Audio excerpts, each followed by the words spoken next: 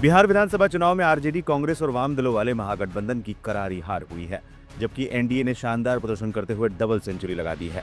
कांग्रेस समेत समूचा विपक्ष बिहार की हार का ठीकरा वोट चोरी, एसआईआर और चुनाव आयोग पर फोड़ रहा है। कांग्रेस ने नतीजों को अविश्वसनीय करार दिया है। इस बीच बिहार चुनाव को लेकर कांग्रेस के प्रदर्शन पर राहुल गांधी पर आरोप लगाने वालों पर सुप्रिया श्रीनेत बरस पड़ी हैं। कांग्रेस प्रवक्ता सुप्रिया श्रीनेत ने कहा, अगर आपको लगता है कि बिहार का चुनाव निष्पक्ष हुआ है और इस हार के जिम्मेदार राहुल गांधी हैं, तो आपसे बात करना बेमानी है। दो शब्द राहुल गांधी पे कहना चाहती हूं, लेकिन अगर आप उन लोगों में से हैं जिनको लगता है कि बिहार में पूरी तरह से निष्पक्ष चुनाव हुआ है, स्वतंत्र चुनाव हुआ है, पूरा ट्रांसपेरेंट और इंडिपेंडेंट प्रोसेस रहा है, तो आप ये वीडियो बिल्कुल मत देखिए, क्योंकि ये वीडियो आपके लिए नहीं है। लेकिन अगर आप उन लोगों में से हैं जिनके अंदर ये समझदारी है, जिनको समझ में आ रहा है, जो देख रहे हैं और ये मानने को तैयार नहीं है कि 90% से ज्यादा स्ट्राइक रेट बीजेपी और उनके घटक दलों का नहीं हो सकता है, तो इस वीडियो को अवश्य सुनिए। अगर आपके मन में भी यह सवाल आता है कि इतने पलायन, इतनी बेरोजगारी, महंगाई और इतनी कानून व्यवस्था के ध्वस्त होने के बाद 90% स्ट्राइक रेट आना असंभव है, तो यह वीडियो असल में आपके लिए ही है। क्योंकि बिहार में जो चुनावी प्रणाली की धज्जियां उड़ाई गई है वो सारे देश के सामने है। जो संविधान में निहित एक व्यक्ति एक वोट की धज्जियां उड़ाई गई है वो भी सारे देश के सामने है। बिहार में जिस तरह से बीजेपी के पदाधिकारियों ने, नेताओं ने, कार्यकर्ताओं ने एक से ज्यादा जगह वोट डाले, उसके सबूत सोशल मीडिया पर हर जगह है। ये तो कुछ सबूत सामने आ गए, कितने ही और लोगों ने ये किया है अभी हमें नहीं पता है। और इसीलिए अगर आपके मन में भी यह सवाल उठता है कि 62 लाख वोट काटे गए और फिर 20 लाख जोड़ दिए गए, जिसमें से 5 लाख वो वोट थे जिन्होंने फॉर्म ही नहीं भरे थे, और आप एसआईआर पर सवाल उठाते हैं, तो आप सही सवाल उठा रहे हैं। अगर आपके मन में भी यह सवाल उठता है कि 6 अक्टूबर को इलेक्शन अनाउंस करते हुए ज्ञानेश कुमार जी 7 करोड़ 42 लाख वोटर की बात करते हैं, जो जादू से 11 नवंबर को 7 करोड़ 45 लाख हो जाता है, और अगर आपके मन में सवाल आता है कि 3 लाख कैसे बढ़ गए, तो सही सवाल आ रहा है। अगर आपके मन में सवाल आता है कि जेडीयू और बीजेपी कि सरकार ने चुनाव के दौरान 10,000 रुपए खाते में डाले और चुनाव आयोग मूक दर्शक बना रहा और ये वोट के लिए कैश या जिसको रिश्वत कहते हैं दी जाती रही, तो बिल्कुल सही सवाल आपके मन में आ रहा है। अगर आपके मन में यह सवाल आता है कि कैसे चुनाव के बीचों बीच हरियाणा के करनाल से एक ट्रेन उन लोगों से भर के आती है जो बीजेपी का पटका पहने हुए हैं, वो बिहार में आकर वोट डालते हैं, तो आपके मन में बिल्कुल सही सवाल आ रहे हैं। और इन सब चीजों का इल्म, इन सब चीजों का पता, इन सब चीजों की अवेयरनेस हमें कहां से आ रही है?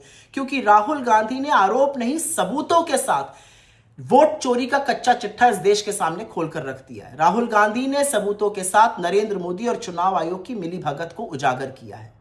राहुल गांधी की बदौलत आज इस देश को फर्जी वोटर, फेक पते, कैसे एक एक घर पे 500-500, 800 लोग रजिस्टर हो जाते हैं, कैसे नकली फोटो इस्तेमाल होती है जिसमें ब्राजील की मॉडल तक शामिल है, ये लोगों के पास और खबर सामने आई है।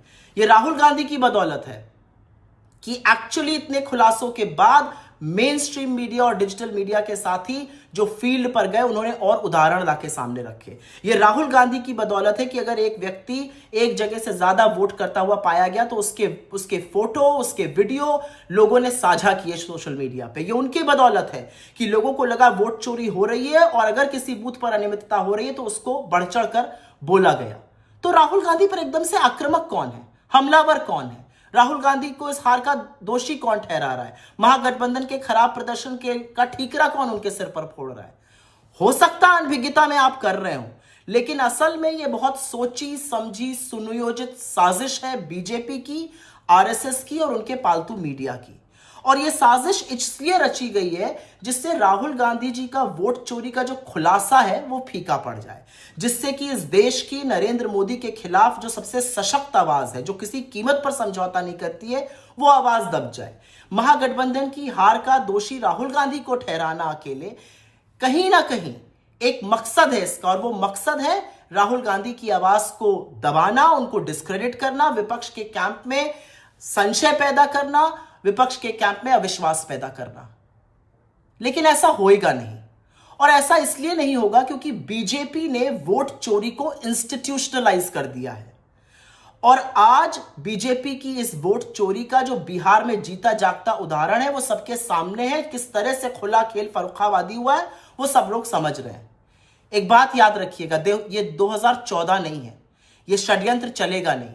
राहुल गांधी ने इस देश के सामने सबूतों के साथ सच रखा है, और वो सच है नरेंद्र मोदी और चुनाव आयोग की मिलीभगत से होती वोट चोरी का। और एक बात और याद रखिएगा, बीजेपी जो मन आए कर ले, जितना मन आए झूठ परोस ले, भांडा जरूर फूटेगा, क्योंकि सच और सूरज की एक ताकत होती है, वो निकलते जरूर है। और फिर सच का एक ही सिपाही चाहे अकेले क्यों ना खड़ा हो। To Rahul Gandhi's credit, the country knows about vote chori today. The country knows how the system is being manipulated. The country knows what has happened in Bihar. And which is why to hold him responsible is what the BJP is doing. Don't fall in their false narrative. इससे पहले सुप्रिया सुनीत ने एक और post किया था जिसमें एक पत्रकार बता रहे थे कि कैसे एक व्यक्ति ने 2 जगह वोट डाला था और ये बताया कि कैसे पपीते के पत्ते को निचोड़कर उसका सफेद रस लगाकर उंगली में लगे इंक को मिटा दिया था। सुप्रिया सुनीत ने पोस्ट में लिखा, पपीते का पत्ता इज इक्वल टू बिहार में वोट चोरी। इससे पहले कांग्रेस के शीर्ष नेताओं ने बिहार विधानसभा चुनाव में पार्टी और महागठबंधन की करारी हार के बाद शनिवार को एक लंबी मंत्रणा की तथा चुनाव आयोग की भूमिका को लेकर कई तरह के सवाल खड़े किए। कांग्रेस अध्यक्ष मल्लिकार्जुन खड़गे और पार्टी के पूर्व अध्यक्ष राहुल गांधी ने चुनाव परिणाम आने के एक दिन बाद इसको लेकर मंथन किया और इस दौरान कांग्रेस के संगठन महासचिव केसी वेणुगोपाल, पार्टी कोषाध्यक्ष अजय वाकन, पार्टी के बिहार प्रभारी कृष्णा अल्लावरू भी मौजूद थे। पार्टी ने बिहार में 61 सीटों पर चुनाव लड़ा था और केवल 6 सीटें ही जीत पाई। साल 2010 के बाद बिहार में पार्टी का दूसरा सबसे खराब प्रदर्शन है। 2010 में पार्टी केवल 4 सीटें जीत पाई थी। बैठक बाद राहुल गांधी ने मीडिया कर्मियों से भी कोई बात नहीं की।